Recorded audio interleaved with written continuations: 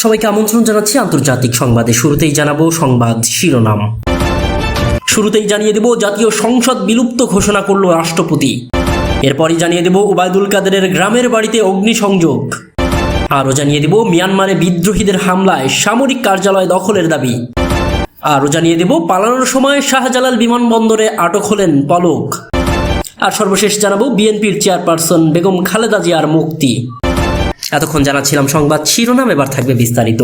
আর বিস্তারিত খবরে যাবার আগে আপনাদের কাছে অনুরোধ, যারা এখনো আমাদের ইউটিউব চ্যানেলটি সাবস্ক্রাইব করেননি দ্রুতই সাবস্ক্রাইব করে আমাদের পাশেই থাকুন। আর ভিডিওটি ভালো লাগলে লাইক কমেন্ট শেয়ার করুন। জাতীয় সংসদ বিলুপ্ত ঘোষণা করল রাষ্ট্রপতি। দ্বাদশ জাতীয় সংসদ বিলুপ্ত ঘোষণা করা হয়েছে আজ মঙ্গলবার 6 আগস্ট। রাষ্ট্রপতির প্রেস উইংয়ে পাঠানো এক বিবৃতিতে এই তথ্য জানানো হয়েছে। বিজ্ঞপ্তিতে বলা হয়, রাষ্ট্রপতি মোহাম্মদ শাহাবুদ্দিনের সঙ্গে 3 বাহিনীর প্রধান, বিভিন্ন রাজনৈতিক দলের নেতৃবৃন্দ, সুশীল সমাজের প্রতিনিধি ও বৈষম্য বিরোধী ছাত্র আন্দোলনের নেতৃবৃন্দের বৈঠকের সিদ্ধান্তের পরিপ্রেক্ষিতে জাতীয় সংসদ বিলুপ্ত ঘোষণা করা হয়েছে। বিজ্ঞপ্তিতে আরও জানানো হয়, বিএনপির চেয়ারপারসন বেগম খালেদা জিয়াকে মুক্তি দেওয়া হয়েছে। গত 1 জুলাই থেকে 5 আগস্ট পর্যন্ত বৈষম্য বিরোধী ছাত্র আন্দোলন এবং বিভিন্ন মামলায় আটকদের মুক্তি দেওয়া শুরু হয়েছে এবং ইতিমধ্যেই অনেকে মুক্তি পেয়েছেন। এদিকে ওবায়দুল কাদেরের গ্রামের বাড়িতেও অগ্নিসংযোগ। নোয়াখালীর কোম্পানিগঞ্জে আওয়ামী লীগের সাধারণ সম্পাদক ওবায়দুল কাদেরের গ্রামের বাড়িতে ব্যাপক হামলা ভাঙচুর শেষে অগ্নিসংযোগ করেছে আন্দোলনকারীরা। সোমবার বিকেলে এই অগ্নিসংযোগ করা হয়। হামলা ও অগ্নিসংযোগের কিছু সময় আগে বাড়িতে থাকা ওবায়দুল কাদেরের ছোট ভাই ও উপজেলা আওয়ামী লীগের সভাপতি আব্দুল কাদের মির্জা সপরিবারে অজ্ঞাত স্থানে চলে যান। প্রত্যক্ষদর্শী ও স্থানীয়রা জানান, শেখ হাসিনার দেশ ত্যাগের খবর ছড়িয়ে পড়ার পর হাজার হাজার মানুষ কোম্পানিগঞ্জের বসুরহাট বাজারে আনন্দ মিছিল শুরু করেন। এক পর্যায়ে মিছিলকারীদের একটি অংশ উপজেলা আওয়ামী লীগের কার্যালয়ে হামলা ভাঙচুর ও অগ্নিসংযোগ শুরু করে। এরপর ক্ষুব্ধ জনতা বিক্ষোভ মিছিল নিয়ে ওবায়দুল কাদেরের গ্রামের বাড়ি বসুরহাট পৌরসভার বড় রাজাপুর গ্রামের বাড়িতে হামলা চালান। হামলাকারীরা এ সময় বাড়ির ভেতরে ব্যাপক ভাঙচুর শেষে আগুন ধরিয়ে দেন। এদিকে মিয়ানমারে বিদ্রোহীদের হামলায় সামরিক কার্যালয় দখলের দাবি। মিয়ানমারে এবার আঞ্চলিক সামরিক কার্যালয় দখলের দাবি করছে দেশটির সশস্ত্র বিদ্রোহী গোষ্ঠী। শনিবার এক বিবৃতিতে এমনটাই দাবি করেছে সশস্ত্র বিদ্রোহী গোষ্ঠী national Democratic alliance army MNDAA। দেশটির উত্তরাঞ্চলের শান রাজ্যের লাজিও শহরে অবস্থিত ওই কার্যালয়ে রাতভর হামলা চালায় MNDAA। এরপর কার্যালয়টি দখলে নিতে পেরেছে বলেও নিশ্চিত করেছে সশস্ত্র এই গোষ্ঠীটি।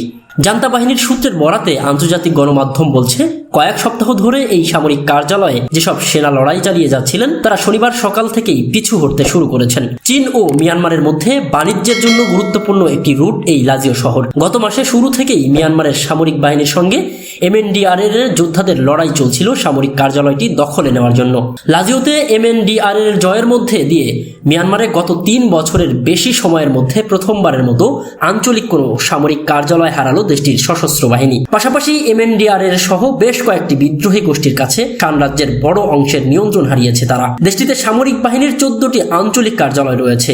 এর মধ্যে 10টিতে ক্ষুদ্র জাতিগোষ্ঠীর বিদ্রোহীদের সঙ্গে সেনাবাহিনীর লড়াই চলছে। লাজিওতে MNDRA জয়ের মধ্য দিয়ে মিয়ানমারে গত 3 বছরের বেশি সময়ের মধ্যে প্রথমবারের মতো আঞ্চলিক কোনো সামরিক কার্যালয় হারালো দেশটির সশস্ত্র বাহিনী। পাশাপাশি MNDAA সহ বেশ কয়েকটি বিদ্রোহী গোষ্ঠীর কাছে শান রাজ্যের বড় অংশের নিয়ন্ত্রণ হারিয়েছে তারা। শান রাজ্যে বিদ্রোহীদের চালানো অভিযানের মধ্যে গুরুত্বপূর্ণ ছিল চীন সীমান্তে লাউক্কা শহর দখল। সে সময় জান্তা বাহিনীর প্রায় 2000 সেনা আত্মসমর্পণ করেছিলেন। এটি ছিল বিগত কয়েক দশকের মধ্যে মিয়ানমারের সামরিক বাহিনীর সবচেয়ে বড় পরাজয়। সশস্ত্র গোষ্ঠীদের বিদ্রোহের পরই নড়বড়ে হয়ে পড়েছে মিয়ানমারের জান্তা বাহিনী। একের পর এক ঘাঁটি হারিয়ে অনেকটা ভেঙে পড়েছে সামরিক বাহিনীর শক্তি। এছাড়াও গৃহযুদ্ধের দেশটিতে তরুণদের বাধ্য করা হয়েছে সেনাবাহিনীতে যোগ দিতে, তবে তাতেও কোনো লাভ হয়নি। বিদ্রোহী সশস্ত্র গোষ্ঠীগুলো কৌশলেই হারিয়ে দিচ্ছে সামরিক বাহিনীদের। এদিকে পালানোর সময় শাহজালাল বিমানবন্দরে আটক হলেন জুনায়েদ আহমেদ পলক। সাবেক ডাক, টেলিযোগাযোগ ও তথ্য প্রযুক্তি প্রতিমন্ত্রী জুনায়েদ আহমেদ পলককে হযরত শাহজালাল আন্তর্জাতিক বিমানবন্দরে আটক করা হয়েছে। আজ মঙ্গলবার 6 আগস্ট দেশ ছাড়ার সময় আটক হন তিনি। বেবিচকের দায়িত্বশীল সূত্রে জানা যায়, শেখ হাসিনার পদত্যাগের পর দেশ ছাড়ার চেষ্টা ছিলেন পলক। তারই ধারাবাহিকতায় এদিন হযরত শাহজালাল আন্তর্জাতিক বিমানবন্দর দিয়ে পালানোর চেষ্টা করলে তাকে আটক করে বিমানবন্দরের দায়িত্বশীল কর্মকর্তা কর্মচারীরা।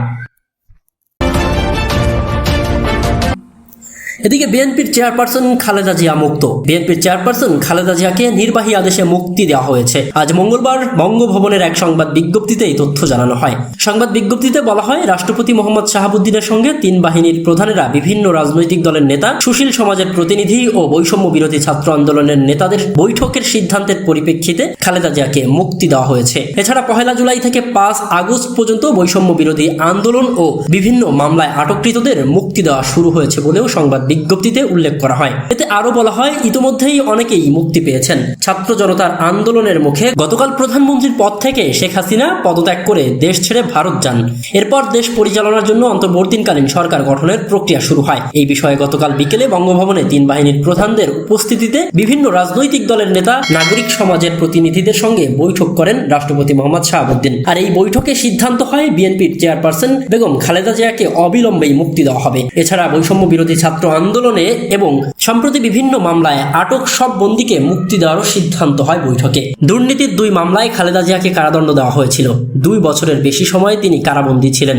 2020 সালের 25 মার্চ সরকার নির্বাহী আদেশে তার সাজা স্থগিত করে শর্ত সাপেক্ষে মুক্তি দেওয়া হয়। এরপর 6 মাস পর আবেদনের পরিপ্রেক্ষিতে তার সাজা স্থগিত করে মুক্তির মেয়াদ বাড়াচ্ছিল সরকার।